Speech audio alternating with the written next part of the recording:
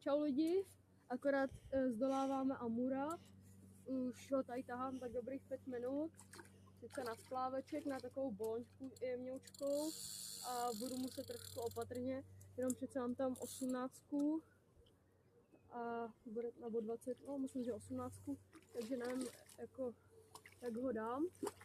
A není to teda moc dobrý, protože jsme tady chytali karásky a za jednoho karáska máme korunu, takže já nevím, jestli to úplně dám. Takže počkejte, já ho dotáhnu ke břehu. No jo, Amurovy výpady prostě no.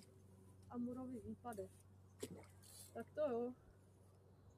Tamhle, když Miky natoč, tamhle na tu vrbu, tam právě mi to úplně položil splavek úplně na hladinu a v tu ránu, jak mi ho tam položil, tak já jsem zkusil zaseknout a jak jsem zasek, tak v tu ránu mi prostě docvaklo to, že asi už tam je ryba a jak jsem to seknul, tak v tu ránu na hladinu, no, krásně, jo, krásně.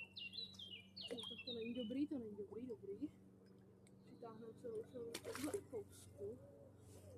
Asistence! To je ryba! Malý amurek, ale samozřejmě ho tady položím a vrátíme ho zpátky. A důležitý u amuru je to, protože oni do souboje dají všechno, tak ho musíte chvilku podržet a počkat si, až takhle sám odjede. A to je zatím všechno. Čau. Takhle jsi to měl. No.